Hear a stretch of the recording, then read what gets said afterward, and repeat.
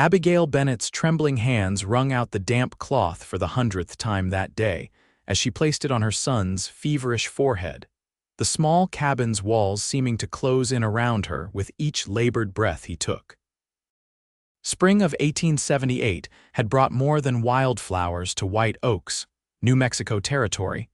It had brought a mysterious illness that had her 8-year-old boy, Thomas, fighting for his life for nearly a week with no sign of improvement.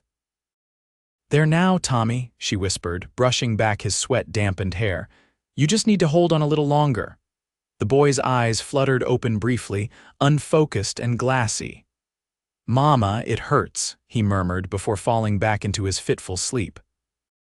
Beth, as most folks called her, bit her lip to keep from crying. She'd already shed enough tears to flood the Rio Grande, and they wouldn't help Tommy get better. What she needed were proper medicines, a doctor, help of any kind, all things sorely lacking in this remote corner of Lincoln County.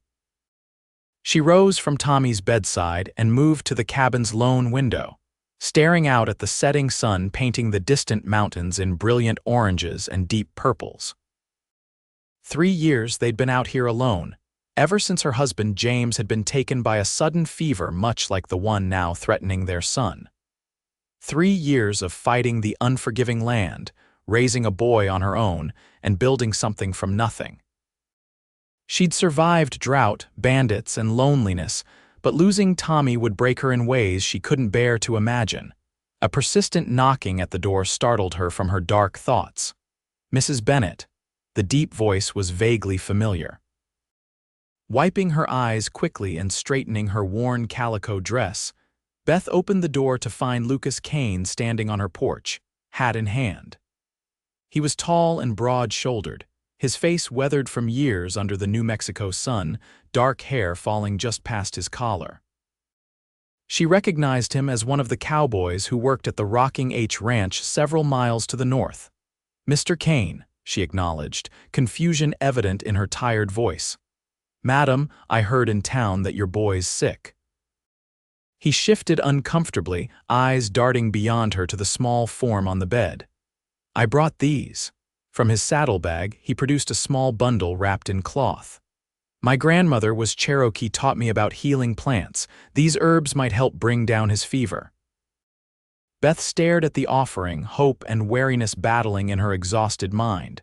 "That's very kind of you, Mr. Kane. Lucas, please." He handed her the bundle, his calloused fingers brushing against hers.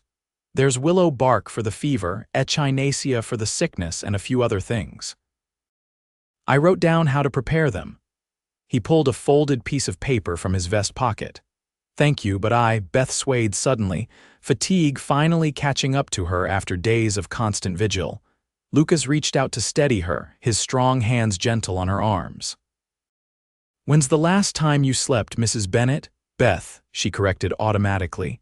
"And I don't recall." She glanced back at Tommy, her face lined with worry. Lucas followed her gaze, then looked back at her with determination in his eyes. "Rest, Beth, I'll watch him." She opened her mouth to protest, but the genuine concern in his face stopped her. "You don't know us, Mr. Kane Lucas. Why would you do this?" Something flickered in his eyes, compassion, understanding, perhaps even admiration. "Because no one should face this kind of trouble alone." His voice lowered. "And I know what it's like to lose someone when help was just out of reach." In that moment, exhaustion and desperation won out over pride and caution. Beth nodded, allowing this stranger, this unexpectedly kind cowboy, into her home and, unknowingly, into a life that would never be the same again. Beth moved quickly to prepare the herbs as Lucas had instructed, boiling water over the small cook stove and measuring the willow bark precisely according to his directions. The familiar action of working with her hands brought a momentary sense of calm. "How long has he been sick?" Lucas asked quietly, moving to Tommy's bedside with a natural ease that surprised her. 6 days now," Beth replied, stirring the bitter-smelling concoction. "It started with just a cough, but then the fever came and it's been getting worse." She paused, swallowing hard. "The doctor from Lincoln won't be through for another 2 weeks." Lucas nodded, his expression grim as he studied the boy's flushed face. Tommy's breathing was shallow and rapid, his small chest rising and falling too quickly beneath the thin blanket. "I've seen this before," he said, laying a gentle hand on Tommy's forehead. "A few of the children in Chilarosa had something similar last winter. The herbs helped then." Beth brought the steaming cup over, and together they managed to get Tommy to swallow most of the bitter liquid, though he grimaced and whimpered in his fevered state. "He's strong," Lucas observed. "Got a fighter's spirit." "Like his father," Beth whispered, smoothing Tommy's hair back. She hadn't spoken of James in so long that the words felt strange on her tongue. Lucas seemed to sense her unease and changed the subject. "When's the last time you ate something?" Beth shrugged, unable to remember. Food had been the last thing on her mind.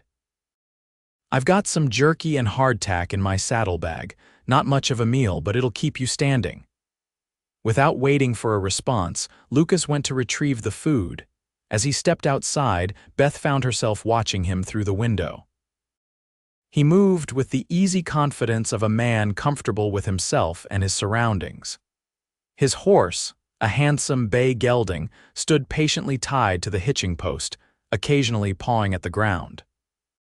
When Lucas returned, he insisted she sit at the small table while he tended to Tommy, replacing the cloth on his forehead and checking his pulse the way Beth had seen the doctor do on his infrequent visits to White Oaks. "You know something about medicine," she observed between small bites of jerky. Lucas gave a modest shrug. "Picked up what I could. On a ranch, sometimes you're your own doctor." He glanced at her. "You should try to sleep some. There's no sense in both of us keeping watch." Beth shook her head stubbornly. "I couldn't possibly, Beth," he interrupted, his voice firm but kind. "Your boy needs you strong. I promise I'll wake you if there's any change." She wanted to argue but found she lacked the energy. The past week had drained her completely. Reluctantly, she moved to the small cot in the corner of the one-room cabin, lying down fully dressed atop the quilt. "Just for an hour," she insisted. Lucas nodded, settling himself on the chair beside Tommy's bed. An hour. Despite her intention to merely rest her eyes, exhaustion claimed her immediately. When she woke with a start, the cabin was bathed in the soft light of dawn, and panic seized her heart. She'd slept through the night. Beth bolted upright to find Lucas still sitting vigil, his large frame somehow not looking uncomfortable in the small wooden chair. Tommy was awake, looking pale but alert, sipping from a cup that Lucas held to his lips. "Good morning," Lucas said quietly. "Someone's feeling a bit better." "Mama." Tommy's voice was weak, but clear, the clearest it had been in days. Beth rushed to his side, pressing her hand to his forehead. The burning heat had subsided to a mild warmth. Relief flooded through her so powerfully that she had to sit on the edge of the bed. "His fever broke about 2 hours ago," Lucas explained. "He's been asking for you, but I thought it best to let you sleep." "You should have woken me," she said, though there was no real reproach in her voice. "You needed the rest almost as much as he needed the medicine." Lucas stood, stretching his tall frame. "I made more of the herbal tea. He should keep taking it for another day or two." Tommy looked up at the cowboy with something like awe. "Mr. Lucas knows about Indians and horses and all sorts of things, Mama." Beth smiled, genuinely this time. "Does he now? I've been telling him stories to pass the time," Lucas admitted, looking slightly embarrassed. "Hope you don't mind." "Not if they kept his spirits up." Beth touched her son's cheek tenderly. "How do you feel, sweetheart?" "Hungry," Tommy replied, and both adults laughed, the sound breaking the tension that had filled the cabin for days.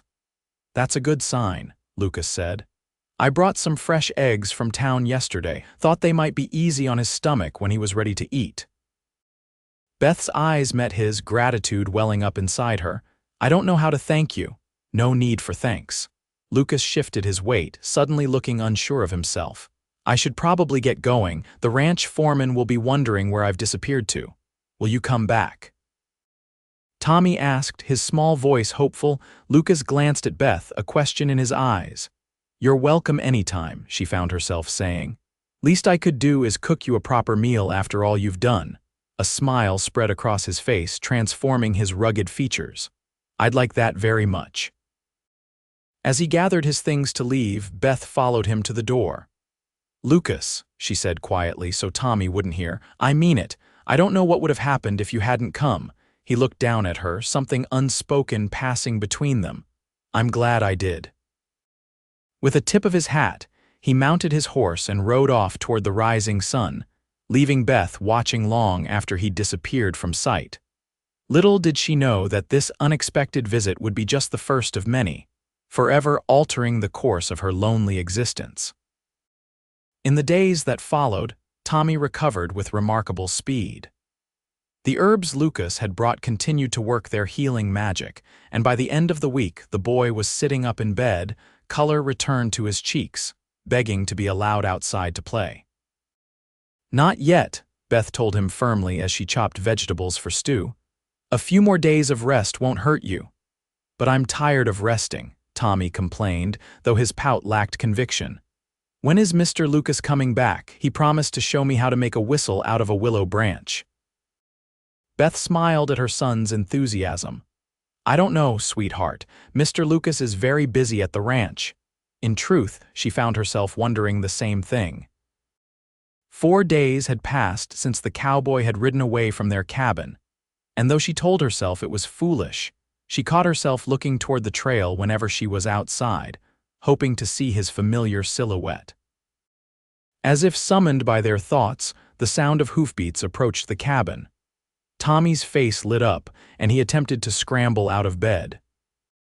"Thomas James Bennett, you stay right where you are," Beth scolded, though she couldn't help the way her heart quickened as she wiped her hands on her apron and moved to the door. Sure enough, Lucas Kane was dismounting from his bay, looking slightly more polished than he had days before. He'd trimmed his beard and wore a clean shirt under his leather vest. In one hand he carried a small cloth-wrapped package. "Afternoon, Mrs. Bennett," he called, tipping his hat. "Thought I'd check on the patient." "He's much improved, thanks to you," Beth replied, stepping outside to greet him properly. "And please, it's just Beth." Lucas smiled, the expression warming his eyes. "Beth, then." He handed her the package. "Brought some honey from the general store. Thought it might help sweeten that bitter willow tea." Their fingers brushed during the exchange, and Beth felt an unexpected tingle run up her arm. She quickly attributed it to simple gratitude. "That's very thoughtful. Tommy will appreciate it. He's been complaining about the taste." She hesitated, then added, "We were just about to have supper. There's plenty if you'd like to join us." "I don't want to impose."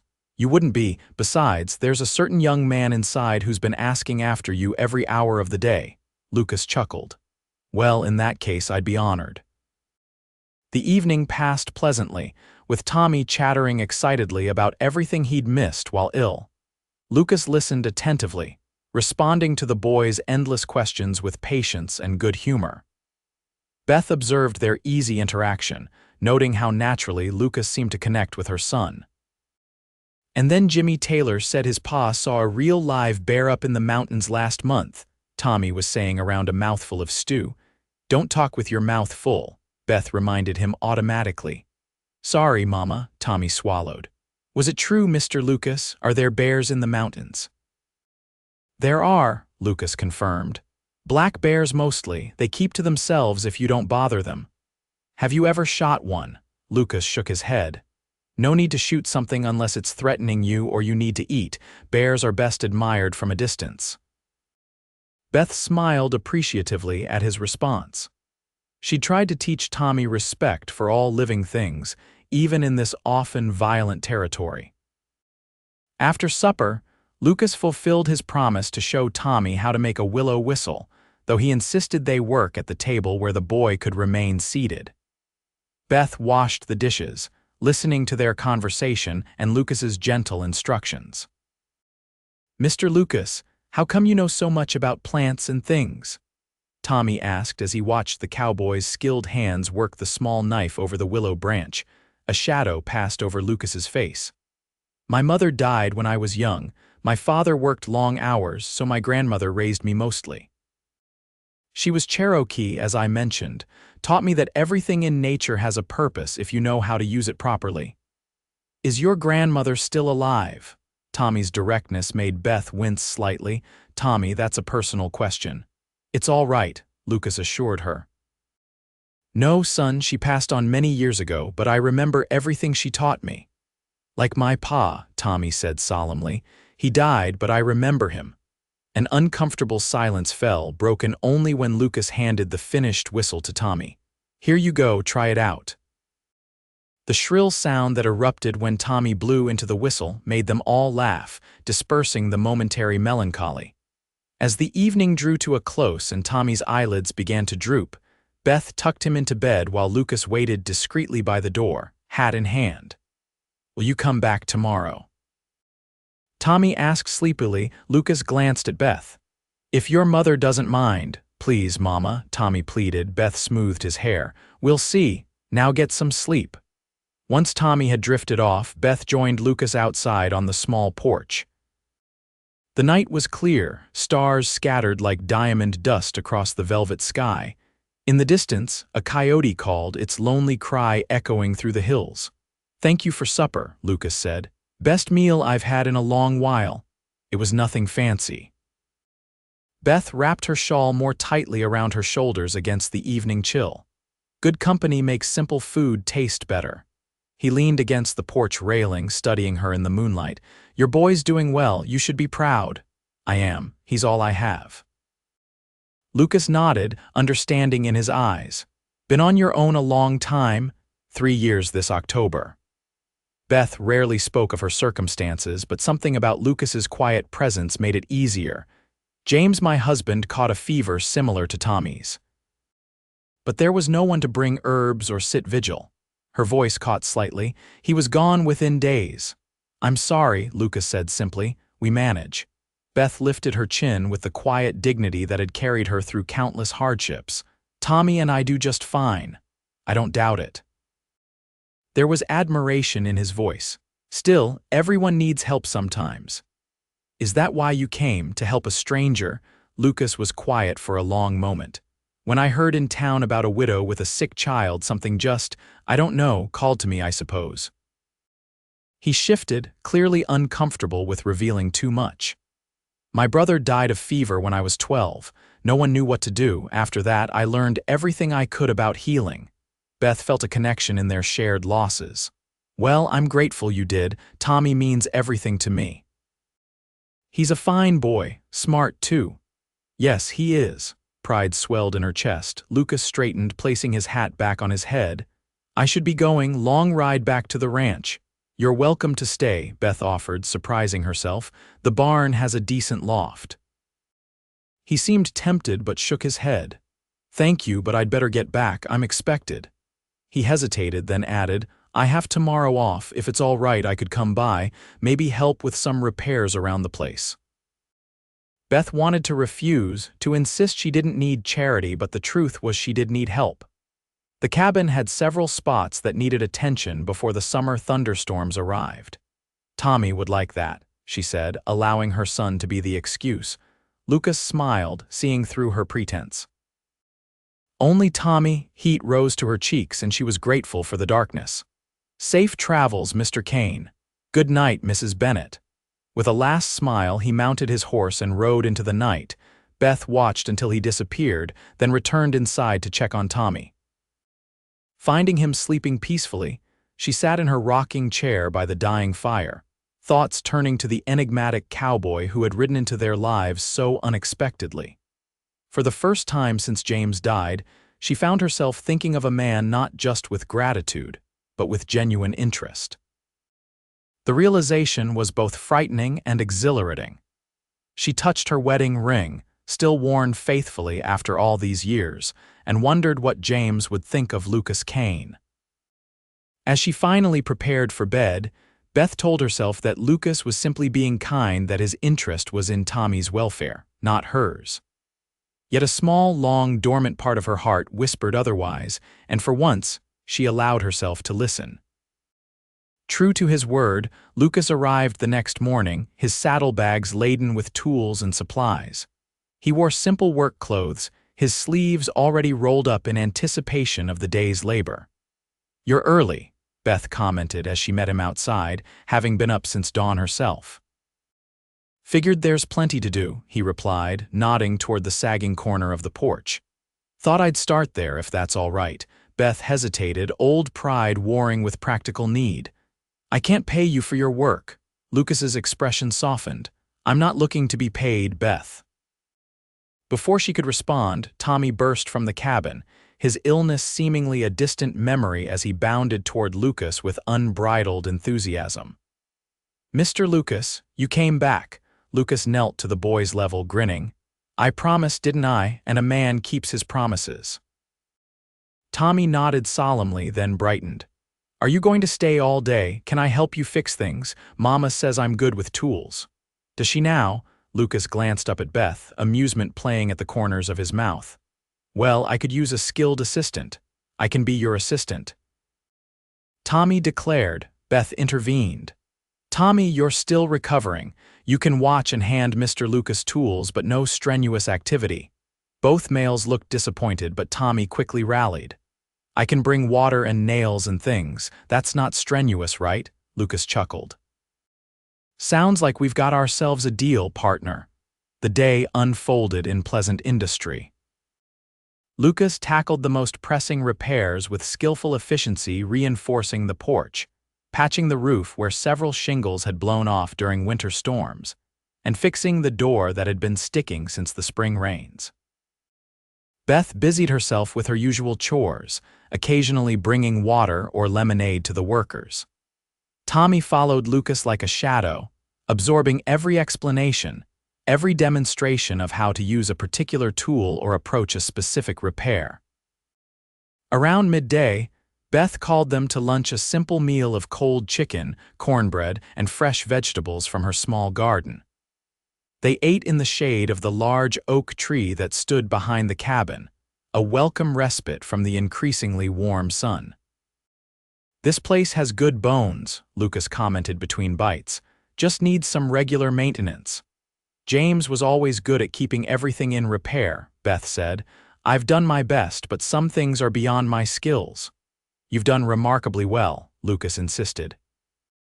"Most men I know couldn't have kept a place running on their own like you have." His genuine admiration warmed her more than the spring sunshine. "We manage." "That phrase again," Lucas observed with a gentle smile. "You do more than manage, Beth. You thrive where others would have given up long ago." Tommy, oblivious to the undercurrents between the adults, piped up, "Mom as the strongest person in White Oaks. That's what Mr. Peterson at the Mercantile says." Beth blushed. "Mr. Peterson exaggerates." "I doubt that," Lucas said quietly. After lunch, Lucas set to work on the vegetable garden fence, which had been damaged by winter storms.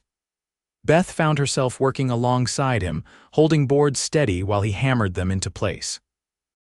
Their hands occasionally brushed, and each time she felt that same inexplicable tingle. "How long have you worked at the Rocking H?" she asked to distract herself from these unsettling feelings. "About 8 months," Lucas replied, driving a nail with practiced precision. "Before that, I drifted mostly, worked ranches from Texas to Montana." "What brought you to White Oaks?" He paused, considering. "Heard there was good work, the territory's growing fast." He smiled slightly. "And I was tired of drifting." There was something in his tone that suggested there was more to the story, but Beth didn't press. "Everyone in these parts had histories they kept close. And your family, are they all?" She left the question unfinished. "Gone, yes." Lucas resumed his hammering. "My father passed 5 years ago, never remarried after my mother died. It's just me now. I'm sorry." Beth understood that particular loneliness all too well. Lucas shrugged, though she could see the old pain in his eyes. "Like you said, we manage." They worked in companionable silence after that, finishing the fence repair as Tommy supervised from a nearby stump, occasionally offering advice that made both adults smile. As the afternoon waned, Lucas completed the last of the critical repairs. Wiping sweat from his brow, he surveyed their work with satisfaction. "Should hold up now, at least until winter." I don't know how to thank you, Beth said, truly impressed by how much he'd accomplished in a single day. You've thanked me plenty with good food and better company. He glanced at Tommy, who was now playing with the wooden horse Lucas had whittled for him during a break. Besides, I enjoyed it. Beth studied him, trying to understand this man who had appeared so suddenly in their lives. Why are you really doing all this, Lucas? The directness of her question caught him off guard. He considered his answer carefully. Because when I look at you and Tommy, I see people worth helping. His eyes held hers steadily. And maybe I was getting tired of riding back to an empty bunkhouse every night. The honesty in his admission touched her deeply. Before she could respond, Tommy called out, "Mama, Mr. Lucas. Look what I found." The boy was pointing excitedly at a nest of tiny blue eggs in the lower branches of a juniper shrub. Both adults moved to look, the moment between them pausing but not forgotten. As evening approached, Beth insisted Lucas stay for supper. They ate outside on the newly repaired porch, watching the sunset paint the distant mountains. Tommy, exhausted from the excitement of the day, fell asleep in his chair. "I should get him to bed," Beth said, rising. "Let me help." Lucas gently lifted the sleeping boy, following Beth into the cabin and carefully laying him on his bed. Beth removed Tommy's boots and covered him with a light blanket, brushing the hair from his forehead in a gesture of maternal tenderness. Lucas watched from a respectful distance, his expression soft in the lamplight. When they stepped back outside, the first stars were appearing in the darkening sky. A cool breeze carried the scent of sage and distant rain. "Storm coming," Lucas noted, gazing toward the mountains. "Probably hit by morning." Beth nodded, wrapping her shawl around her shoulders. "The roof should hold now, thanks to you." "Beth," Lucas began, his voice different, somehow hesitant, perhaps even vulnerable. "I'd like to come back, not just to fix things, but to see you both." Her heart quickened at his words. "We'd like that too." "The thing is," he continued, moving slightly closer, "I haven't been entirely honest about why I first came here." Beth tensed. "What do you mean?"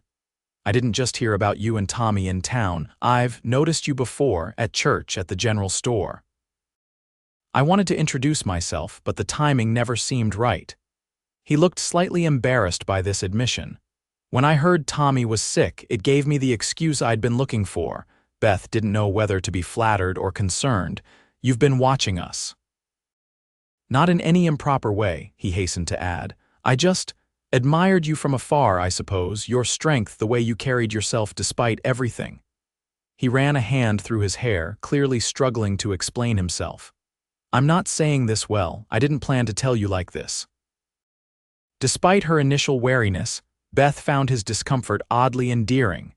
This was not the smooth talk of a man with ulterior motives, but the genuine awkwardness of someone revealing feelings he himself might not fully understand. "Lucas," she said gently, "it's all right, I'm not upset." Relief washed over his features.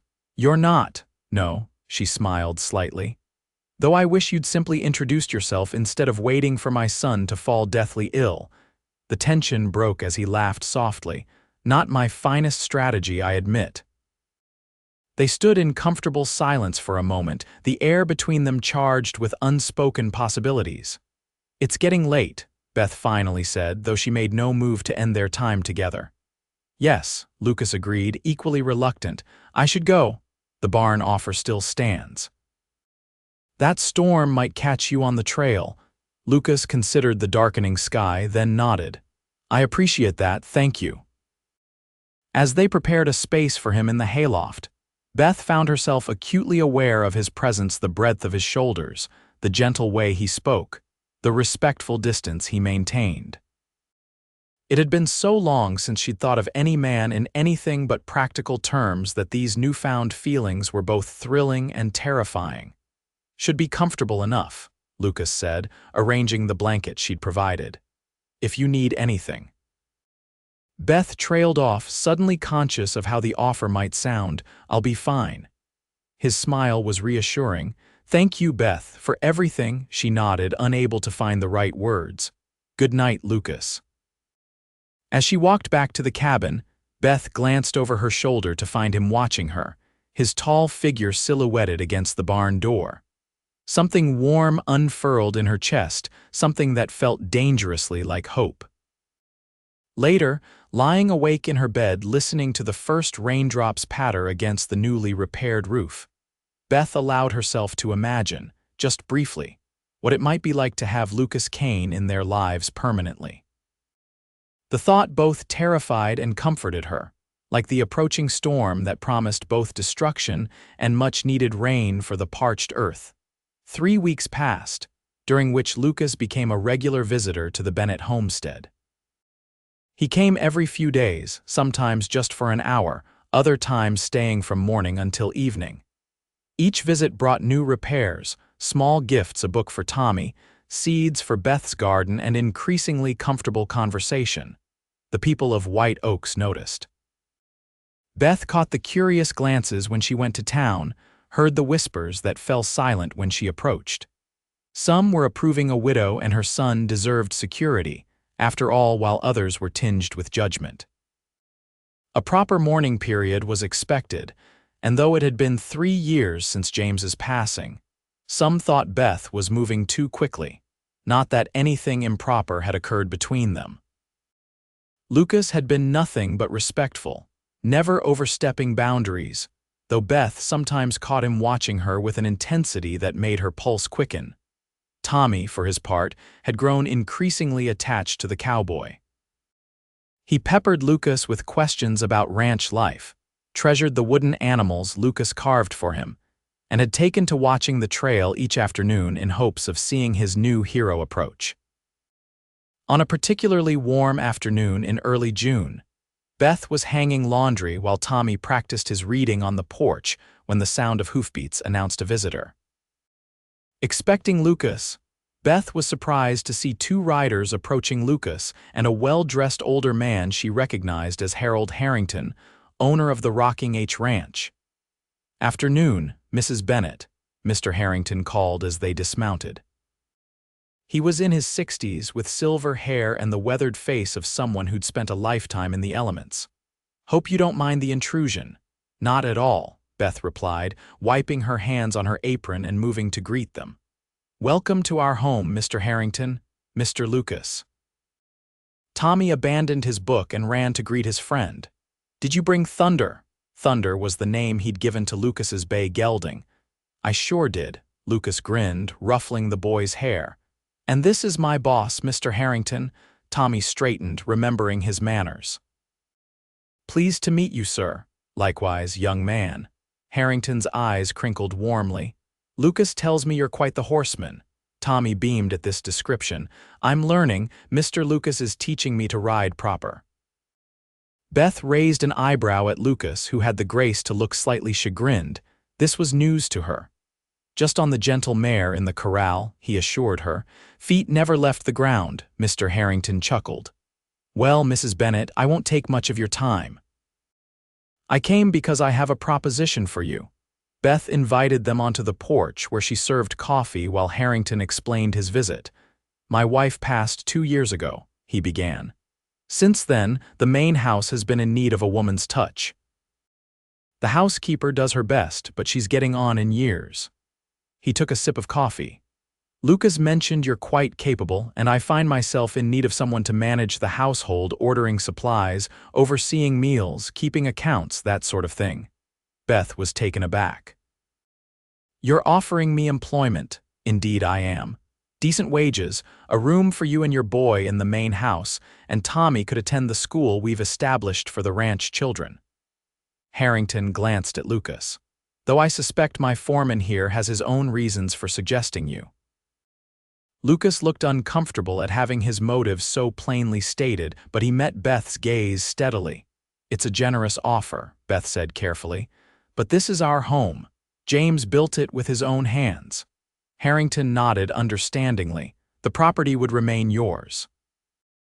You could come back on weekends if you wished or whenever you felt the need. I'm not asking you to surrender your independence, Mrs. Bennett." Beth glanced at Tommy, who was watching the adults with intense interest. "May I have some time to consider, of course. There's no rush." Harrington rose. "I should be getting back. Lucas, take your time. Join us when you're ready." After Harrington departed, Beth turned to Lucas. "Did you arrange this?" "Not exactly," Lucas said, looking slightly defensive. "Mr. Harrington mentioned needing someone reliable for the main house. Your name came up naturally in conversation." "I see." Beth wasn't entirely convinced. "Beth," Lucas's voice softened, "I thought it might make things easier for you both. Regular income, proper schooling for Tommy, but if you're not interested, I didn't say that." Beth sighed, conflicted. "It's just, this place means everything to us. It's all we have left of James." Lucas nodded, understanding in his eyes. "Memories don't reside in walls, Beth. They're carried in the heart." He glanced at Tommy, who had wandered off to examine Thunder more closely. "Think about what's best for both of you. That's all I ask." Later that evening, after Lucas had departed and Tommy was asleep, Beth sat on the porch, turning the offer over in her mind. The financial security was tempting. Life had been a constant struggle since James died. Tommy would receive a proper education, something she'd worried about providing as he grew older. And then there was Lucas. Working at the ranch would mean seeing him daily. The thought both thrilled and frightened her. Over the next few days, Beth weighed her options carefully. She spoke with Reverend Miller's wife, who endorsed Mr. Harrington's character. She discussed the possibility with Tommy, who was excited about the school and the horses but expressed concern about leaving their home. "Papa built this house," he said, echoing Beth's earlier sentiment. "Yes, he did," Beth acknowledged, "but Papa would want us to be safe and well cared for, and we wouldn't be selling the house, just staying somewhere else during the week." Tommy considered this. "Would Mr. Lucas be there?" "Yes," Beth admitted. "He lives at the ranch." This seemed to settle the matter for Tommy. "Then I think we should go." A week after Harrington's visit, Beth rode to the Rocking H to accept the position. The ranch sprawled across a verdant valley, with the main house commanding a view of the entire operation. It was larger than she'd imagined, with separate bunkhouses for the cowboys, a cookhouse, barns, corrals, and various outbuildings. Mr. Harrington received her in his study, a wood-paneled room lined with books. "I'm pleased you've accepted, Mrs. Bennett. When can you start?"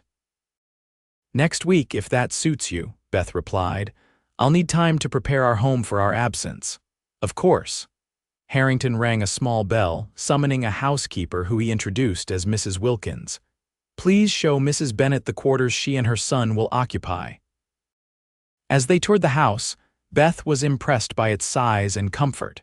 The room intended for her and Tommy was spacious and well-furnished, with windows overlooking a small garden. "It's a good place," Mrs. Wilkins told her as they returned downstairs. "The master is fair, and the men respect boundaries. You won't have trouble." Beth appreciated the older woman's candor. As a widow coming to work on a ranch full of men, she had concerns about propriety and safety. On their way out, they encountered Lucas in the courtyard, speaking with several cowboys. His face brightened when he saw her. "Beth, did you RU?" "I accepted the position," she confirmed, unable to suppress a smile at his evident pleasure. "That's wonderful news." He stepped closer, lowering his voice. "I promise you won't regret it." Something in his tone, a personal guarantee rather than a general reassurance, made her heart flutter. "I hope not, Mr. Kane." His eyes crinkled at her formal address. "I'll help you move your things next week." On the ride home, Beth contemplated the new path opening before her.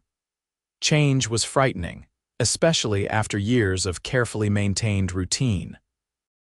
Yet there was also excitement in this new beginning for Tommy's education, for their financial security, and perhaps, though she scarcely allowed herself to acknowledge it, for the possibility of something more with the kind-eyed cowboy who had ridden into their lives when they needed him most.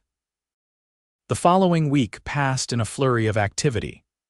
Beth cleaned the cabin thoroughly, stored anything they wouldn't need immediately, and packed their clothing and personal belongings.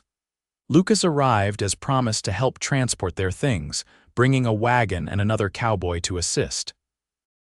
Leaving the cabin that first morning was harder than Beth had anticipated. She stood in the doorway after everything was loaded, looking at the empty space that had been her sanctuary since James brought her there as a bride. "We'll be back," she reminded herself aloud. "Whenever you want," Lucas assured her from behind. "It's only a few miles." Tommy was already in the wagon, bouncing with excitement about the adventure ahead. His enthusiasm helped ease Beth's melancholy as they set off toward their new temporary home. Life at the Rocking H quickly fell into a pleasant routine. Beth managed the household accounts efficiently, supervised the kitchen staff, and ensured everything ran smoothly. Tommy thrived in the ranch school, making friends with the other children and absorbing knowledge like a sponge. Each evening, they returned to their comfortable room, tired but satisfied with the day's accomplishments. Lucas maintained a respectful distance during working hours, treating Beth with the same courtesy he showed all the ranch employees. But in the evenings, after Tommy was in bed, they often sat on the veranda of the main house, talking about their days, their pasts, their hopes for the future. "I never thought I'd settle in one place," Lucas admitted one evening in late June as they watched fireflies dance in the gathering darkness. "Always figured I'd keep moving like my father did after my mother died." "What changed?" Beth asked. Lucas was quiet for a long moment. "Found something worth staying for, I suppose." The implication hung in the air between them. Beth felt a now familiar warmth spread through her chest, accompanied by an equally familiar guilt. Was it disloyal to James to feel this way about another man? Lucas seemed to sense her conflict. "It's getting late, I should let you rest." As they rose, their hands brushed accidentally. Lucas caught hers gently, the touch sending a current of awareness through her body. "Beth," he said softly, "I want you to know that I respect your memories. I would never ask you to forget." Her throat tightened with emotion. "Thank you for understanding." "Good night," he murmured, releasing her hand reluctantly. That night, Beth lay awake long after Tommy had fallen asleep, her mind and heart at war. The simple gold band on her left hand felt suddenly heavy, a physical reminder of promises made and a life cut short. Yet when she closed her eyes, it was Lucas's face she saw, his gentle smile, the kindness in his eyes, the strength in his capable hands. "James," she whispered into the darkness, "what should I do?" No answer came, of course, but as she finally drifted into sleep, Beth felt a sense of peace she hadn't experienced in years. Perhaps that was answer enough. The weeks passed and summer reached its peak. The ranch buzzed with activity as cattle were moved to higher pastures and preparations began for the fall roundup. Beth settled comfortably into her role, earning the respect of both the household staff and the cowboys with her quiet competence and fair management. Tommy became the unofficial mascot of the bunkhouse, tagging along with Lucas whenever possible and soaking up the cowboys' stories and skills like a sponge. Beth worried about his safety around the rough ranch hands, but Lucas assured her he kept a close eye on the boy. "They all know he's precious cargo," he told her one evening as they walked along the creek that ran behind the main house. "Besides, most of these men have families they haven't seen in months. Having a child around lifts their spirits." Beth had to admit that Tommy was flourishing. He'd grown stronger, his natural exuberance magnified by the wide open spaces and constant stimulation of ranch life. His nightmares, which had plagued him since James's death, had all but disappeared. "He adores you," Beth said, watching Lucas skip stones across the water's surface. "I've never seen him take to anyone the way he has to you." Lucas smiled, though there was a hint of sadness in his eyes. "He needs a man in his life, someone to teach him the things a father would." "Yes," Beth agreed quietly, "he does." Their gazes met and held, the implications of their conversation clear. But neither was quite ready to put into words what was growing between them. As July turned to August, the heat became oppressive.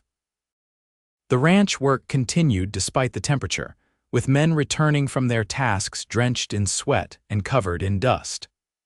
Beth ensured there was always cool water available and that meals were substantial enough to replace what was lost through hard labor. One particularly scorching afternoon, she was inventorying supplies in the storeroom when Lucas appeared in the doorway, his shirt darkened with sweat, his face flushed from the sun. "Mrs. Wilkins said I'd find you here," he said, stepping into the relative coolness of the stone-walled room. "Wanted to let you know I'm taking Tommy fishing after supper, if that's all right with you." "Of course." Beth continued her counting, trying to ignore the way her pulse quickened at his presence in the small space. "He's been looking forward to it all week." Lucas moved closer, picking up a can of peaches to examine the label. "And you? Would you like to join us?" Beth hesitated. They had rarely spent time together, all three of them away from the ranch. It felt significant, somehow like crossing an invisible line. "I have mending to do," she said, falling back on practical excuses. Lucas set down the can and stepped closer still, his expression serious. "Beth, you work too hard. Even Mrs. Wilkins says so. There's always something that needs doing." "Yes, but there's also living to be done." His voice softened. "Come with us. The creek is cool and the fish are biting. Tommy would love having you there." "Only Tommy." The words slipped out before she could stop them. A slow smile spread across Lucas's face, transforming his features. "No, not only Tommy." Heat that had nothing to do with the summer temperature rose to Beth's cheeks. "Well, I suppose the mending can wait." The fishing expedition proved to be exactly what Beth needed. The creek ran cool and clear through a stand of cottonwoods, providing blessed relief from the heat. Tommy splashed in the shallows while Lucas taught him how to cast a line properly. Beth sat nearby, her skirts tucked around her ankles, feet dangling in the water. "Mama, look," Tommy called excitedly as he reeled in his first catch, a modest trout that nevertheless represented a major triumph. "Well done, sweetheart," Beth clapped her hands in delight. "That's a fine catch," Lucas agreed, helping Tommy remove the hook carefully. "Should we keep it for breakfast?" Tommy nodded enthusiastically, and Lucas showed him how to string the fish properly. The boy's face glowed with pride as he mastered each new skill under Lucas's patient tutelage. As the sun began to set, painting the sky in brilliant oranges and pinks, they packed up their gear and prepared to head back to the ranch.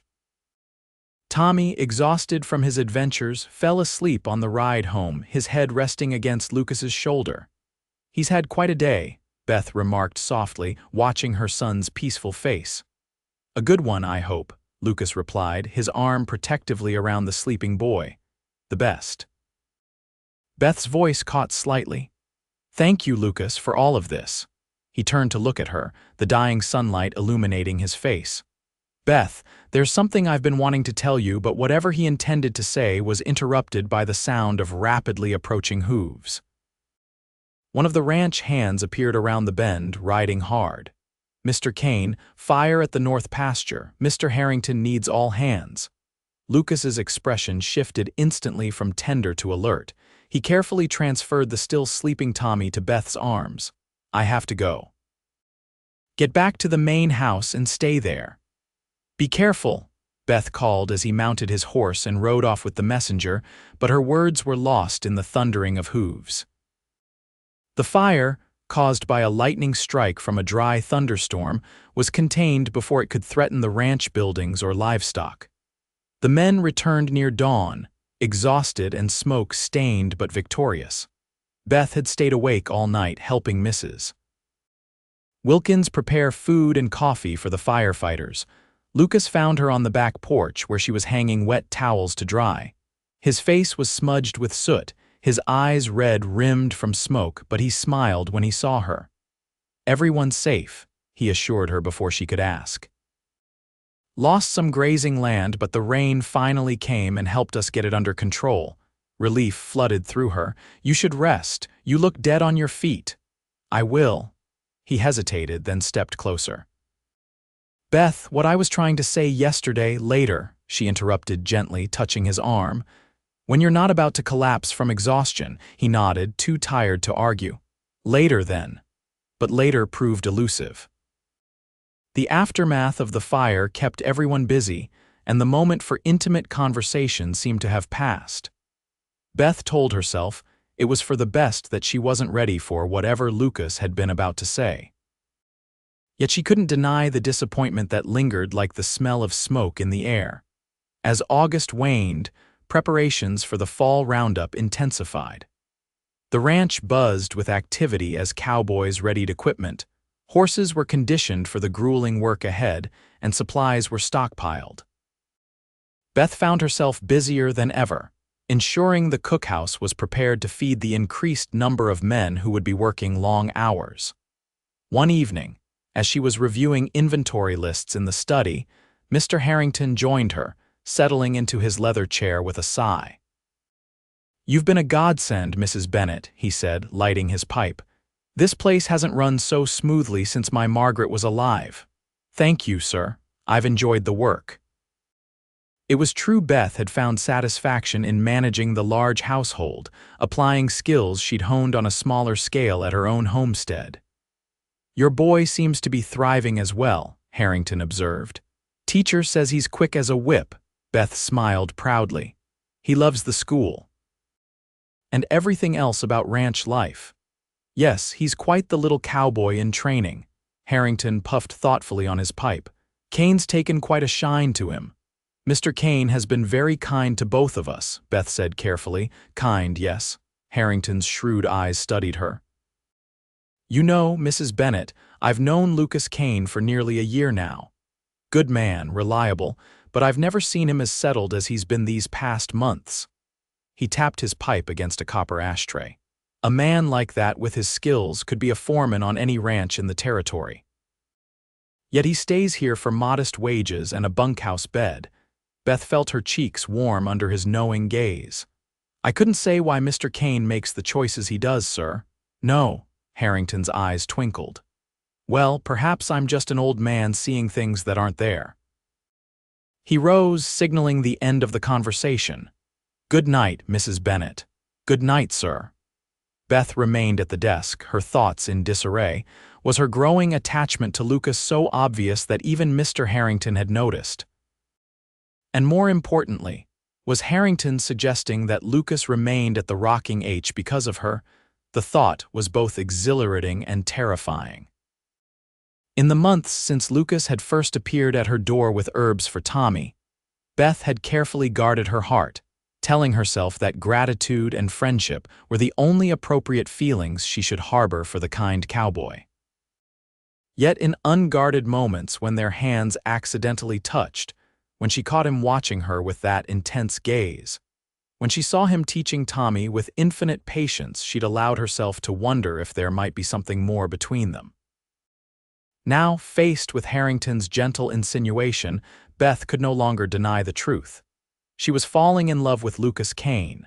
The realization sent her heart racing and her mind spinning with both possibility and doubt. Was she betraying James's memory? Was it too soon?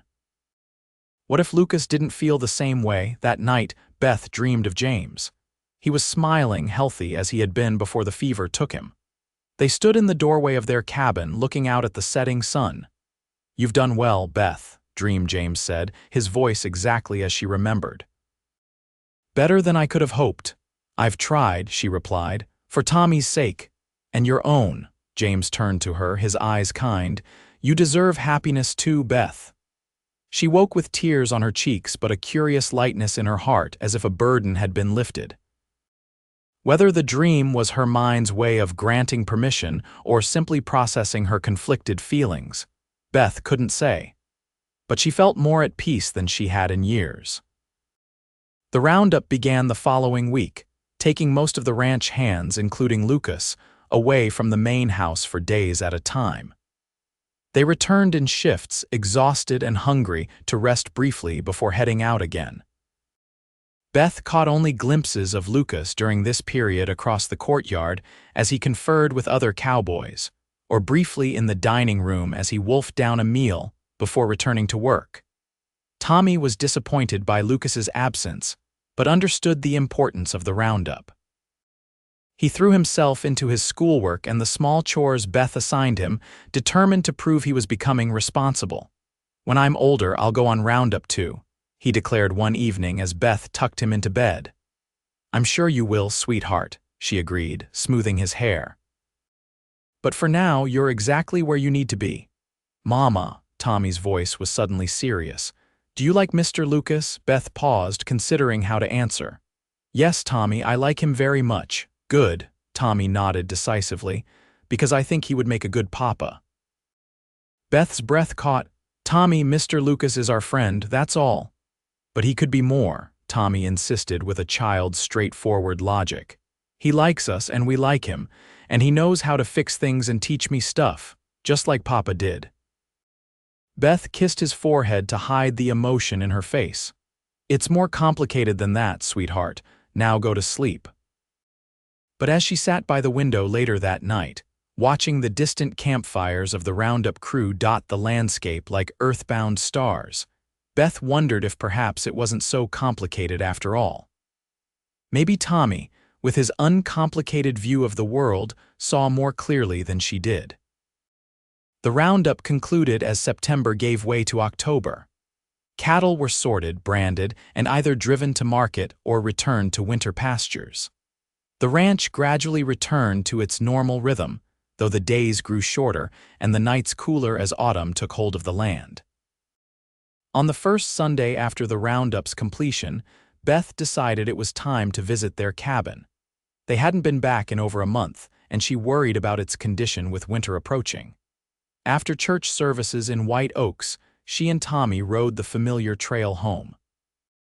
The cabin stood exactly as they had left it, though wild grasses had grown up around the porch and a family of sparrows had nested in the eaves. Inside was dusty but otherwise undisturbed. Beth opened windows to air out the musty scent while Tommy ran to check his small collection of treasures. They spent the day cleaning, checking for any damage that might need repair before winter, and picking the last of the vegetables that had continued to grow in their absence. It felt good to be back. Beth realized this place would always be home, no matter how comfortable they were at the ranch. As the sun began to set, Beth was sweeping the porch when the sound of approaching hoofbeats made her look up. Lucas appeared around the bend, riding at an unhurried pace. "Thought I might find you here," he called, dismounting smoothly. "Mr. Lucas." Tommy burst from the cabin, launching himself at the cowboy, who caught him in a bear hug. "Whoa there, partner, you've grown at least an inch since roundup started," Lucas laughed, setting the boy down. "I've been eating all my vegetables," Tommy informed him seriously, "and doing my schoolwork. Teacher says I'm the best reader in my group." "Is that so?" Lucas ruffled his hair. "Well, I'm not surprised. You've always been smart as a whip." Beth watched their interaction, warmth spreading through her chest at the natural affection between them. "We didn't expect to see you today." "I thought everyone would be resting after the roundup." Lucas shrugged. "Got restless. Thought I'd take a ride, clear my head." His eyes held hers. "Ended up here." The simple statement carried weight that Beth felt in her very core. He hadn't just happened by he'd sought her out on his first day of rest in weeks. "Well, you're just in time," she said, trying to keep her voice steady. "We were about to have supper. Nothing fancy, just beans and biscuits. Sounds perfect to me." Lucas followed them inside, filling the small cabin with his presence in a way that felt right somehow, as if the space had been waiting for him. They ate by lamplight, Tommy chattering about everything Lucas had missed during the roundup, his progress at school, the litter of kittens born in the barn, the first frost that had covered the ground in silver one morning. Lucas listened attentively, asking questions that showed genuine interest. Beth found herself watching him more than participating, struck by how naturally he fit into their small family circle. After supper, Tommy reluctantly agreed to bed, though only after extracting a promise from Lucas to come back soon and take him fishing again. Once the boy was asleep, Beth and Lucas moved to the porch, sitting side by side on the bench James had built years ago. The night was clear, stars scattered like diamonds across the velvet sky. A coyote called in the distance, its lonely cry echoing through the hills. "He's missed you," Beth said, breaking the comfortable silence. "I've missed him too." Lucas turned to look at her, his face half shadowed in the lamplight spilling from the window. "Both of you," Beth's heart quickened, The ranch feels different with everyone back. Beth. Lucas's voice was low, intense. I didn't come here tonight to talk about the ranch. She met his gaze, seeing in his eyes the same emotions that had been churning within her for weeks. Why did you come? Because I couldn't stay away any longer. He shifted to face her fully. Because every day of that roundup, all I could think about was getting back to you and Tommy. Because, he paused, taking a deep breath. Because I'm in love with you, Beth. Have been since that first night I watched over Tommy. Maybe even before, when I just see you in town, standing tall despite everything life had thrown at you. The words, finally spoken aloud, seemed to hang in the air between them like tangible things. Beth's breath caught in her throat, joy and fear warring within her. Lucas, she struggled to find the right response. This is all happening so fast. Is it? He took her hand gently. It's been nearly 6 months since I first came to your door, 6 months of getting to know you, watching you with Tommy, learning about the remarkable woman you are. His thumb traced circles on her palm, sending shivers up her arm. I'm not asking for an answer tonight, just wanted you to know where I stand. Beth looked down at their joined hands, his large and calloused, hers smaller but equally work-worn. I care for you, Lucas. More than I thought possible after James, but I'm afraid. Of what? He asked softly. Of losing someone again. Of Tommy getting hurt if something doesn't work out. Of betraying James's memory. The fears that had kept her awake at night poured out in a rush. Lucas listened, his expression understanding. Those are all valid fears. I can't promise nothing will ever happen to me, but I can promise I'll never willingly leave you or Tommy. He paused, choosing his next words carefully. As for James, I never knew him, but I believe a man who loved you would want you to be happy, even if it meant finding love again. The echo of her dream was so striking that tears sprang to Beth's eyes. That's what he said in my dream, that I deserved happiness. Lucas reached up to gently brush away a tear that had escaped down her cheek. Sounds like a wise man, he was. Beth took a deep breath, gathering her courage. Lucas, I think I'm falling in love with you too, but I need time.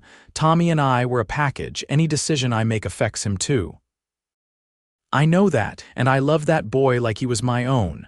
Lucas's voice was fervent. I'm not asking you to rush into anything, just to be open to the possibility of us. I am, Beth assured him, squeezing his hand. More than I thought possible.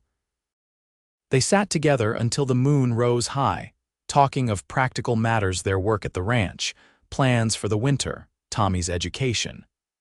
Yet beneath the ordinary conversation ran a current of new possibility, of futures entwined rather than separate. When it came time for Lucas to leave, propriety demanded he not stay the night, even in the barn. Now that his intentions were clear, he stood before her on the porch, hat in hand. May I call on you properly? When we're back at the ranch, he asked, suddenly formal in a way that made Beth smile. You may. She felt unexpectedly shy, like a girl receiving her first suitor rather than a widow of 3 years. Lucas stepped closer, his eyes asking a question. When she didn't move away, he bent and brushed his lips against hers, a gentle, almost reverent kiss that lasted only a moment but left her breathless. Good night, Beth, he murmured, his voice husky. Good night, Lucas. She remained on the porch, watching as he mounted Thunder and rode away, the sound of hoofbeats gradually fading into the night. Inside, Beth checked on Tommy, who slept peacefully, unaware of the momentous conversation that had just taken place. As she prepared for bed, her fingers touched her lips, still tingling from Lucas's kiss. For the first time in 3 years, Beth allowed herself to imagine a future that included love, partnership, perhaps even more children. The thought no longer felt like betrayal, but like a natural continuation of life, a new chapter rather than a replacement of what had come before. With that comforting thought, she drifted into a dreamless, peaceful sleep. The courtship that followed was conducted with the entire ranch as witness. Lucas called formally at the main house, bringing small gifts for both Beth and Tommy, books, a hand-carved chess set, wildflower honey from a beekeeper in White Oaks. They took drives on Sundays, sometimes just the two of them while Tommy stayed with friends from school, other times all three together. Mr. Harrington observed their growing relationship with approving eyes. "About time," he remarked to Beth one evening when Lucas had come to escort them to a harvest festival in town. "That boy's been mooning over you since spring." News of their courtship spread through White Oaks with predictable speed. Most reactions were positive. A widow, and her son finding security with a respectable man was generally considered a happy outcome. A few disapproving glances came Beth's way, mostly from older women who believed longer mourning was appropriate, but she found she could bear their judgment more easily now. Tommy, for his part, was thrilled with the development. "Does this mean Mr. Lucas will be my new papa?" he asked one evening as Beth tucked him in. "We're not rushing into anything," Beth cautioned, though her heart warmed at his enthusiasm. "But perhaps someday if things continue as they are." "I hope so," Tommy said with a yawn. "I love him, Mama, and he loves us." The simple truth of a child's observation brought tears to Beth's eyes. "Yes, sweetheart, I believe he does." As October gave way to November, the first significant snow blanketed the ranch. The pace of work slowed with the onset of winter, allowing more time for leisure activities. In the evenings, the ranch hands gathered in the bunkhouse for card games and storytelling, while in the main house, Mr. Harrington often invited Beth, Tommy, and Lucas to join him for checkers or reading by the fire. On one such evening, as Tommy and Mr. Harrington were engaged in a competitive game of checkers, Lucas drew Beth aside to the window seat overlooking the snow-covered landscape. "I've been thinking," he began, his voice low enough that only she could hear, "about our future." Beth's pulse quickened. "Oh, yes." He took her hand, his thumb brushing over her knuckles in a gesture that had become familiar and cherished.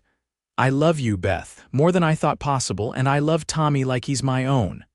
"We love you too," Beth replied softly, her heart full to bursting. "I want us to be a family officially."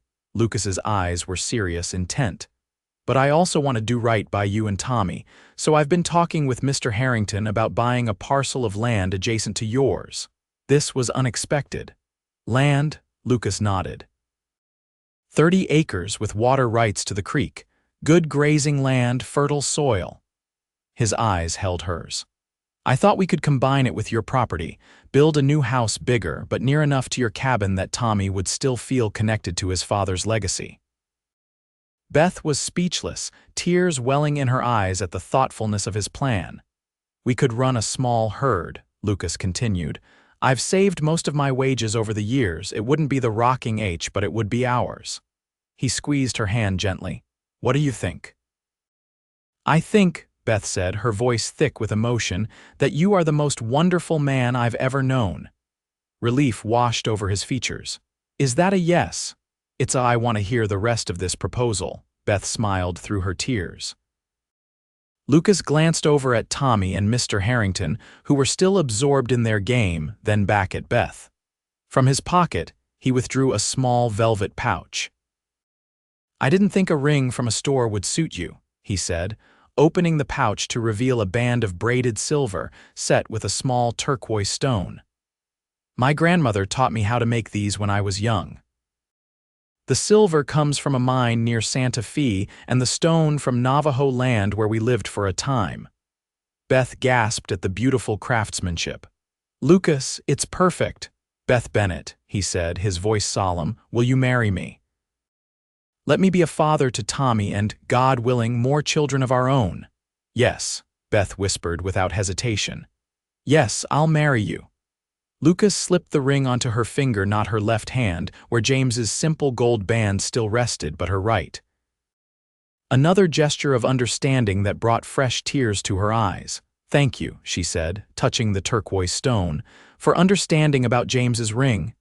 "Your love for him is part of who you are," Lucas said simply. "I would never ask you to set that aside." Their moment was interrupted by a whoop of triumph from Tommy, who had apparently executed a clever move in his checker game. Both adults laughed, their joy magnified by the boy's exuberance. "Should we tell him?" Lucas asked. In answer, Beth rose and moved to the checkerboard, Lucas following. "Tommy, Mr. Harrington," she said, her voice steady despite the emotion swirling within her. "We have some news." Tommy looked up, his eyes widening as they fixed on the ring glinting on Beth's right hand. "Are you and Mr. Lucas getting married?" he asked, cutting straight to the point with a child's directness. "If that's all right with you," Lucas said, kneeling to the boy's level. "I've asked your mother to be my wife and for permission to be a father to you, but your opinion matters too."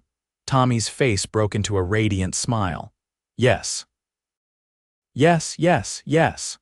He launched himself into Lucas's arms, nearly knocking the man over with the force of his enthusiasm. Mr. Harrington chuckled, rising to shake Lucas's hand once he disentangled himself from Tommy's embrace. "About time, son. Congratulations to you both." He kissed Beth's cheek. Margaret would be pleased to see the house filled with family again. Plans for the wedding proceeded quickly. Beth and Lucas agreed on a Christmas Eve ceremony, a time of new beginnings and hope, fitting for their union. The Rocking H would host the celebration, with the ranch hands and townspeople of White Oaks all invited to share in their joy. In the weeks leading up to the wedding, Lucas began work on their new home. The location he'd chosen was perfect, a gentle rise overlooking both Beth's original cabin and the creek that ran through the combined properties. The foundation was laid before the ground froze completely, with construction of the frame to continue through the milder days of winter. "It will be ready by spring," Lucas promised as they visited the site one clear December day. 3 bedrooms, a proper kitchen, a sitting room with bookshelves for Tommy's growing collection. Beth surveyed the staked-out rooms, imagining the life they would build there. "It's going to be beautiful."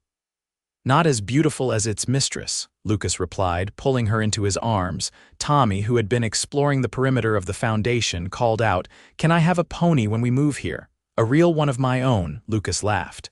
"I think that can be arranged." The day before the wedding, Beth visited James's grave in the small cemetery outside White Oaks. She went alone, needing this final moment of closure before beginning her new life with Lucas. The small wooden marker was weathered but still sturdy, much like the memories of their life together. Beth brushed snow from the base and stood silently for a moment, gathering her thoughts. "I'm getting married tomorrow, James," she said finally, her breath forming clouds in the cold air. "To a good man who loves me and Tommy very much."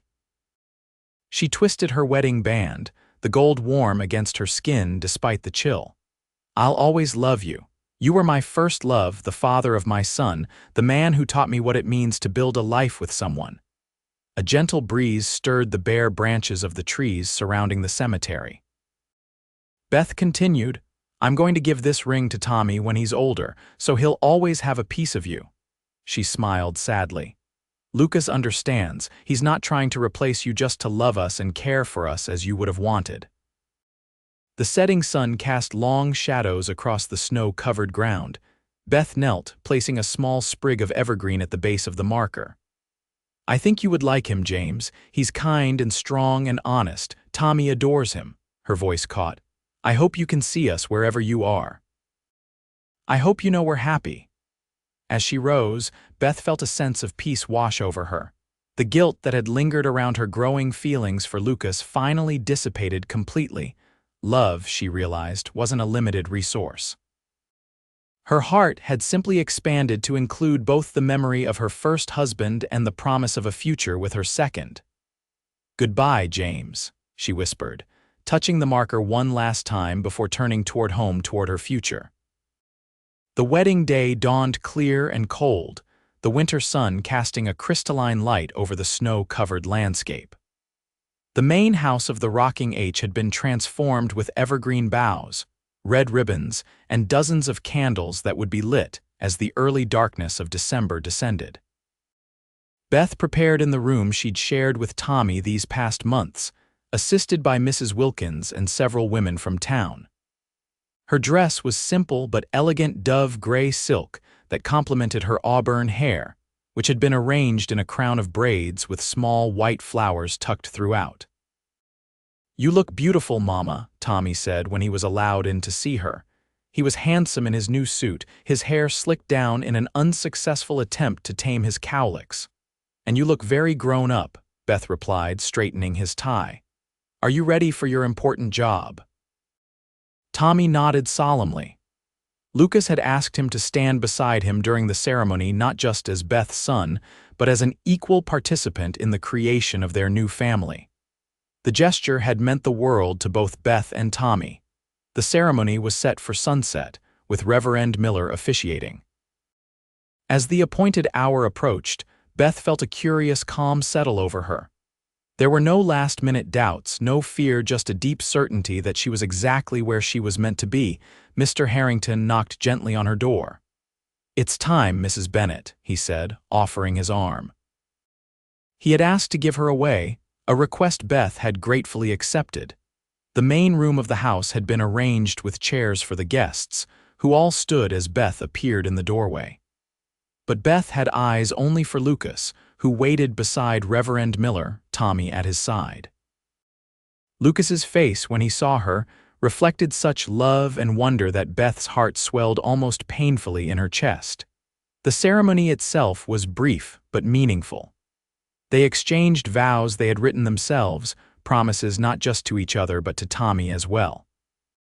When Lucas placed a simple gold band on Beth's left hand, not to replace James's ring, which now hung on a chain around Tommy's neck, but to join her handcrafted engagement ring on her right, tears of joy spilled down her cheeks. "I now pronounce you husband and wife," Reverend Miller declared. "What God has joined together, let no man put asunder." Lucas's kiss was tender but held the promise of deeper passion to come, drawing good-natured cheers from the assembled ranch hands and gentle smiles from the townswomen. The celebration that followed lasted well into the night. There was music from a fiddle and guitar, dancing in the cleared space of the dining room, and enough food to feed twice the number of guests. Beth and Lucas shared the first dance. Then Lucas danced with each of the ladies present, while Beth was claimed by Mr. Harrington and other male guests. Later, as the party continued around them, the newlyweds found a quiet moment by the window, watching snow begin to fall gently in the darkness. "Happy, Mrs. Kane?" Lucas asked, his arm warm around her waist. "Completely, Mr. Kane," Beth replied, leaning into his embrace. "Though I still expect to turn around when someone calls me that," Lucas chuckled, pressing a kiss to her temple. "You'll get used to it. We have a lifetime for you to practice." A lifetime. The words filled Beth with profound gratitude. 3 years ago, she had believed her chance at happiness had died with James. Now, she stood at the beginning of a new journey, surrounded by love and possibility. "Mama, Lucas." Tommy's excited voice broke into their moment of reflection. "Mr. Harrington says it's time for cake." Lucas laughed, ruffling the boy's hair. "Well, we can't keep cake waiting, can we?" As they rejoined the celebration, Beth caught Lucas watching her with such tenderness that it nearly took her breath away. From that first night when he had appeared at her door with healing herbs, saying those simple words that had changed everything, rest, "I'll watch him," to this moment of beginning their shared life, Lucas Kane had been her unexpected blessing. The future stretched before them, a new home, a combined family, perhaps more children to join Tommy. There would be challenges, of course. Life in the New Mexico territory was never easy. But they would face whatever came together, with the strength that had carried them through past hardships and the love that had blossomed despite all odds. And in this knowledge, Beth found perfect peace. Spring of 1879 arrived with a burst of wildflowers carpeting the New Mexico landscape. The new Kane home stood completed on its rise overlooking the creek, its fresh-cut timber walls gleaming in the sunshine. Inside, the rooms were gradually filling with a combination of Beth's treasured possessions from her life with James and new items that represented her life with Lucas. Tommy had his own room for the first time, with shelves for his books and space for the growing collection of wooden animals Lucas carved for him. The promised pony, A gentle dun-colored mare named Butterscotch lived in the new barn along with Thunder and Beth's mare, Penny. A small herd of cattle grazed on the combined property, the beginning of what Lucas hoped would eventually become a profitable ranch of their own. Beth stood on the porch of their new home, watching as Lucas and Tommy worked in the corral with Butterscotch. Lucas was teaching the boy how to properly groom the pony, his instructions patient and encouraging. Tommy's face was a study in concentration as he carefully brushed the mare's coat, determined to do everything exactly right. The past 4 months had been a period of adjustment and discovery. Marriage to Lucas was different from her first marriage, not better or worse, simply different. Where James had been quiet and sometimes reserved, Lucas was more openly affectionate, quicker to laugh, more demonstrative in his emotions. Beth had found herself opening up in response, rediscovering aspects of her personality that had been subdued by grief and struggle. Their physical relationship had blossomed as well, with Lucas proving to be a tender and attentive lover. Beth had been shy at first, but his patience and obvious adoration had soon overcome her initial reticence. Now, 4 months into their marriage, their passion for each other showed no signs of diminishing, quite the contrary. As if sensing her thoughts, Lucas looked up from the corral and caught her watching. He smiled, that special smile that was reserved for her alone, and Beth felt the now familiar warmth spread through her body. Even from a distance, the connection between them was palpable. Later that evening, after Tommy had been tucked into bed with a new story, Beth and Lucas sat on the porch swing, watching the stars emerge in the deepening twilight. Lucas's arm was around her shoulders, her head resting comfortably against him. "I have something to tell you," Beth said after a comfortable silence. Lucas's fingers played idly with a strand of her hair that had escaped its pins. "I visited Dr. Matthews in town yesterday." Lucas turned to look at her, concern immediately evident in his eyes. "Are you ill?" "Why didn't you tell me you were going?" Beth smiled, taking his hand and placing it on her still flat stomach. "Not ill, just expecting." For a moment, Lucas stared at her uncomprehendingly. Then understanding dawned, his face transforming with wonder. "A baby, we're having a baby." Beth nodded, her own joy reflected in his expression. "Dr. Matthews thinks sometime in November." "November," Lucas repeated, as if memorizing the month. His hand remained on her stomach, gentle and protective. "A baby, our baby." His voice was thick with emotion. "Are you happy?" Beth asked, though his reaction left little doubt. Happy doesn't begin to describe it. Lucas gathered her into his arms, his kiss conveying everything words couldn't express.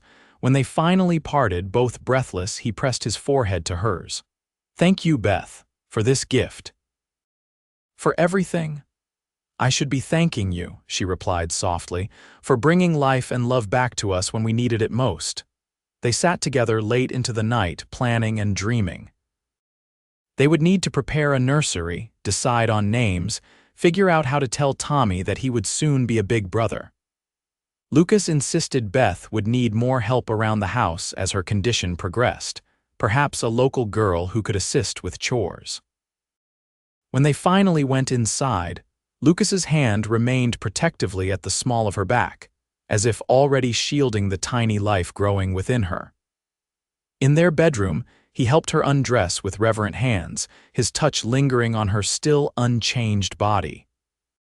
"I love you, Beth Kane," he whispered as they lay together in the darkness, his hand once again finding her stomach. "You and Tommy and this little one, you're everything I never knew I was looking for." Beth covered his hand with her own, overwhelmed by gratitude for the journey that had brought them together. From that desperate night when Tommy lay ill and a stranger appeared with healing herbs, to this moment of perfect contentment, it was more than she had ever dared hope for after James's death. "And you're everything we needed," she replied, her voice steady with certainty. "Everything and more." As spring gave way to summer, Beth's condition became known to the community. Tommy was ecstatic about becoming a big brother. peppering his parents with questions about the baby and offering creative suggestions for names that ranged from Thunder, after Lucas's horse, to Huckleberry, from the book Lucas was reading to him.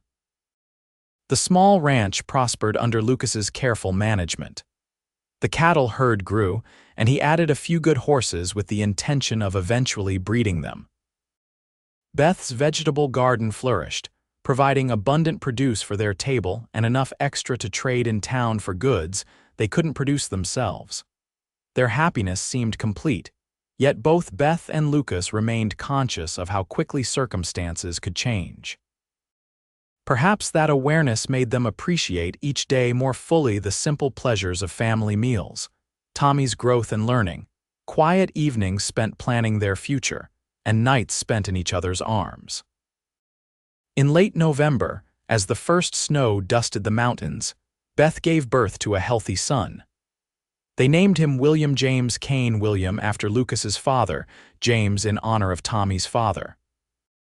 Tommy was fascinated by his tiny brother, proudly helping Beth when she would allow it and telling everyone in White Oaks about "my new brother Will." Lucas proved to be as natural a father to an infant as he had been to Tommy. He walked the floor with the fussy baby so Beth could rest, changed diapers without complaint, and gazed at his son with undisguised wonder. "He has your eyes," he told Beth as they watched William sleep in his cradle one evening. "And I think he has your mother's chin from that photograph you showed me. He has your hands, though," Beth observed, touching the baby's tiny fingers. "They'll be strong like yours." Lucas kissed her temple. "Thank you for our son, for our family." Beth leaned into him, content in a way she hadn't believed possible after James's death. "Thank you for bringing those herbs that night, for saying those words, 'Rest, I'll watch him.' You changed everything." "No," Lucas disagreed gently, "we changed everything together. And we're just getting started." As William grew and Tommy continued to thrive, their family settled into the rhythms of ranch life. The years passed in a blend of ordinary days and special moments: Tommy's first successful cattle drive alongside Lucas, William's first steps across the cabin floor, the birth of their daughter, Sarah Elizabeth, 2 years after William's arrival. Life wasn't always easy. There were droughts that threatened the herd, illnesses that frightened them with their intensity, and the normal conflicts that arise in any family. But through it all, the foundation Lucas and Beth had built remained solid, a partnership of equals, bound by love, respect, and shared purpose. On the 5th anniversary of their wedding, Lucas surprised Beth with a visit to Santa Fe, their first real trip away from the ranch. Tommy, now 13 and responsible beyond his years, stayed behind with William and Sarah, along with Mrs. Wilkins, who had retired from the rocking H but often helped the Kanes. "Are you sure they'll be all right?" Beth fretted as their train pulled away from the station. "Perhaps we shouldn't go." Lucas squeezed her hand. "They'll be fine. Tommy's practically a man now, and Mrs. Wilkins raised 6 children of her own. This is our time." The 3 days they spent in Santa Fe were like a second honeymoon. They stayed in a real hotel, ate in restaurants, attended a theater performance, and browsed the market for special gifts to bring home to the children. At night, alone in their hotel room, they rediscovered each other without fear of interruption or the need for silence. On their last evening, as they prepared for bed, Lucas presented Beth with a small package wrapped in tissue paper. "What's this?" she asked, sitting on the edge of the bed in her nightgown. "Open it and see," he replied, his expression expectant. Inside was a delicate silver bracelet adorned with turquoise and coral stones, beautiful craftsmanship that Beth recognized as Navajo work. "Lucas, it's exquisite," she breathed, running her fingers over the smooth stones. "To match your ring," he explained, taking the bracelet and fastening it around her wrist. 5 stones for 5 years. Beth examined the bracelet, then looked up at her husband with tears in her eyes. "It's perfect, thank you." Lucas sat beside her, taking her hands in his. "These 5 years with you and the children have been the happiest of my life, Beth. when I think about how close I came to riding past your cabin that night. But you didn't, Beth reminded him, squeezing his hands. You stopped, you helped us when we needed it most. And found everything I never knew I was missing. Lucas's voice was husky with emotion. I love you, Beth Kane, more today than yesterday, and I'll love you more tomorrow than today. Beth leaned forward to kiss him, putting all her love and gratitude into the gesture.